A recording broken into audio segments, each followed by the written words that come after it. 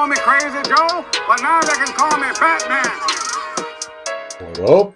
Welcome back once again to the Necro Zoo. I am Bones. And in this one, let's go ahead and add one more figure to my McFarlane DC Multiverse collection. Now today we will take a look at Waverider. Now once again, I do have to say, don't know much about this character. As far as I can, feel it out, I feel like around the 90s or the early 90s, I did hear something about this character, but in actuality, like I said, don't know much. So he's just going to be a figure that we will be taking a look at. But looking up references, I did see that there is tons of images of him and cool ideas for customs and stuff like that. So we will be taking a look at that a little closer. Now he does look totally tubular in the packaging, but let's go ahead and take a closer look at him. But first, he does come with your standard black DC Multiverse stat. Now, of course, these are not really needed, but sometimes they do come in useful. He also comes with his data file card on the front. You do have an image there of Waverider. Pretty cosmic feel to this character, I would have to say. A lot of people have been comparing him to Firelord from Legends, but to me he gives more of a Adam Warlock kind of feel. But either way, he is a space character with a flaming head. On the back you do have some information. Pretty kooky. We'll hold on to that. Now he does come with some alternate hands. Now, per usual, I like to review him with the two fists, but he also does have a right pointing hand and also a left gesturing hand. Always appreciated, especially for a standard release. Now, as far as effects go, he does come with a ton of these effects. They are sort of a translucent orange plastic with some bright blue wash on them. Does give off some cosmic energy feels, but you know me, I usually just put these effects in a box away. Don't really use them so much, but I will never turn them down. This could be fodder or effects for a different character. So we'll hold on to those. Now let's go ahead and take a closer look at the figure. Coming off of course, here we have Midnighter, and coming off right after him. And there is a big difference between Midnighter and this one, and that is that for me, the Midnighter was a sort of cheap reuse by McFarlane. Didn't look accurate to the comics, which is why I had to repaint him. You can check out that review on my channel, where I did show the changes that I did to him to make him look a little bit more like he does in the comics. But of course, he was based off of that dark detective body with minimal changes. Now, on the flip side of reuse, we do have this Waverider, which is actually a reuse of the Batrus figure. And the reason this one is a lot better is because when I would look at this Midnighter, I would just see the dark detective reuse. And when I look at this Waverider, I do not see any of the figure that he is reused from. It just feels like a completely different figure. And although it is a base of that Batrus figure, there's enough differences to completely separate him from that original figure. So I really like that, where there's practically no changes that I need to make to him to separate him from that old release. But first impressions, this is a really beautiful figure.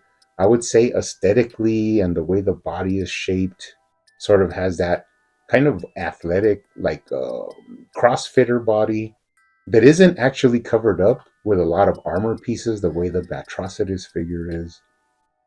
So it really lets the silhouette of the figure shine and really show off that athletic body. Love the contrast between that sort of bronze deep gold that it has and the black that surrounds it. Really nice details in the figure as well, with the textures and the lines that it has, just giving it a lot of depth and detail in the costume, which is something that I've come to love from McFarlane.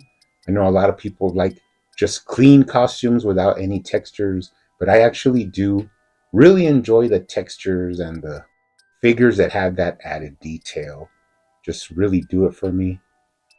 Now, taking a closer look at him, we'll run through the articulation really quick. Let's take a look at the head sculpt. Now, the face does have a sort of stoic, unemotional expression on him, but that's fine. He does look down pretty good. Looks up as well, not right to left. And you can tilt his head for some character. Actually looks really nice on this figure, giving him a lot of, attitude. Going down to the waist, you got side to side, tilt-a-whirl at the waist, lower waist swivel, upper chest swivel.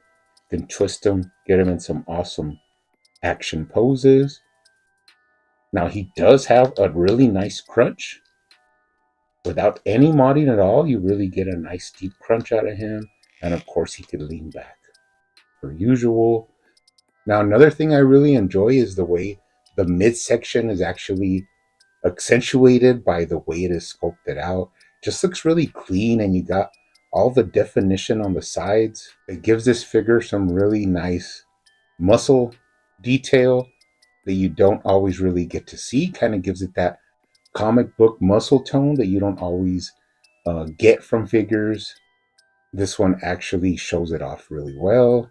Let's take a look at the shoulders. Now, although you do have that socket and bushing shoulder joint, which gives you a lot of movement, I really would have preferred if they would have painted one half a dark color and then the other half the gold. That way you could, when you lift up his arm, you could actually get a continued paint line. Because right now, when you move it like that, it kind of breaks up the paint a little bit, since that bushing is all gold. But we'll take a look at that later on in the review. Got a bicep swivel. Pretty nice elbow joint. It'll pass. Moving down from the shoulder into the arms, you do have a really detailed little grain to the costume. And then it goes down to some really nice gauntlets, into an actual round ball joint for the wrist, but you cannot really see it because of the way the hand fits on there, and it still retains that 4 ways of articulation from McFarlane. And on the other side, of course, you have the same thing. Now, here's another cool thing, is that the gauntlets and then also the boots are the same as the Batrus, but you wouldn't tell by looking at this figure. It's just not so identifiable right away by your first glance. You would really have to have the two figures side by side and compare them. But if you were just to buy this, a random consumer in the toy line, you would just think this was a completely different figure. So that is awesome. Can lift his arms above his head. Cool articulation. Let's go down to the thighs. You do have a really nice thigh swivel or hip swivel, which means you can move the boot from side to side without having a thigh cut. Kick up, really nice. Kick back just as far. Now, do not be afraid when you push the legs to this extreme, the trunks actually move out of the way, because that is why they are made of rubber. And when you put them back, the trunks actually go back to their original form. Can cock out his leg. He got that McFarlane hip swivel, double jointed knees, straighten them out, up and down at the ankle, right to left, rocker, and of course toe articulation. Now, before we go, let's take a complete look at the lower body. You got that same really soft grain texture on the whole thighs, down into the boots. Once again, how I stated before, the boots are a reuse, but you could not tell just by looking at them. And although the golds don't really match between the ankle joint, which actually has a little bit of sculpt to it, and the foot, it's close enough to where it doesn't really bother me. Taking a look at him from the bottom, no tread, but he does have some identifying marks. Moving up the back, some of that cool grain texture into the trunks, into the back. Now, I really love this wide back that they gave him. It just gives him a cool V-taper physique, which is really appealing to the eye. Then you got that flame head looked at from the back. Really nice translucent plastic that they used for the flaming hair. All in all, like I said, not a figure I really wanted or needed, but pretty cool to have an alternate cosmic character to add to the collection. Not really thinking this is like a huge game changing figure, but for what he is really nice. Really smooth articulation as well. Not doesn't feel tight or loose. It's a perfect smoothness to it right in the middle. So pretty nice figure. Now we can go ahead and bring in the Batrus figure just so you could see how he looks next to him. And as I said before, at first glance, you're not really going to notice that they are the same body, but the Batrus has a lot more armor and pieces to his upper body. The hands are different, and just the black and red gives off a different feel to him. But there they are side by side for a comparison. Now, of course, you know me, I wanted to do a little bit of repainting on this guy. Now, after I was done with everything, I kind of feel like I'm going to buy 2 more of him. One, of course, to keep in box in my mint in box collection, but one to have an original, unaltered standard release version of him for my standard shelf. But I will wait until the figure goes down in price before I do that. Or if I come across him randomly at Target, maybe I'll pick him up. So, not a big deal, but the repainting that I did to him is quite interesting. Now, let's go ahead and look at it. First off, I did separate him completely. That is always my first step when I repaint these figures. And what I really wanted to go for was a lot of times, even on the card, you do see him like have a blue color to the other part of his costume, not the gold part.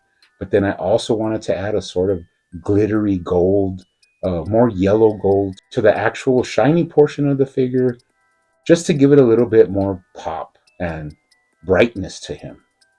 Another thing I wanted to do actually was paint the rings. As I said before, they didn't separate the colors. They just had the rings as one color. And that kind of doesn't let the paint schemes, flow through the figure when you move the shoulders. Now they have done this before, like in the John Kent body, but I wanted to just tackle it for my own self. Now I did paint the bottom half this sort of metallic blue and the upper part a more yellow, shiny gold. And now you could see how when you move around the shoulders, it actually lines up with that lower darker part and the upper gold part. Looks really good. Just gives it a little bit more sort of an added little premium touch that I just feel adds to the figure, and it doesn't take me a lot or isn't very difficult. And when you turn them to the back, you can see that also the back lines up and it looks really good. The lines actually matching up from the shoulders through the disc and into the back. Looks really awesome. Now this is a real metallic blue that I added to the whole part of the costume and then let it dry. And then I went back in and actually added a lot of shadowing and darkness and some baby blue to the highlights, that way to give it some depth. That way it gave it, a little bit of full bodiness, and like I said before, creating a little bit of a comic book look on this just plain looking figure. I also did the legs. You could see all of the little tones and details that I added. And I even did the hands. Now you can pop off the hands, switch it out pretty easily, and actually give this figure a little bit more life. Could pose him up. He looks really good. I actually love this repaint. The gold that I used has a little bit of glittery effect to it, sort of sparkly effect to it, and that makes the figure pop a lot more. So making a $20 figure look like a $40 figure. And that's also a little bit more practice and experience for me when I do my future customs and detailed work. But anyways, guys, like I said, not a big major character, not an earth shaker or anything like that, but a pretty nice figure to add to your collection.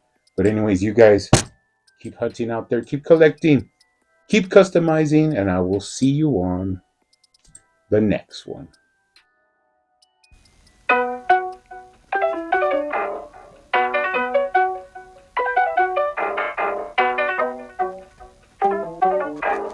They used to call me Crazy Joe, but now they can call me Batman.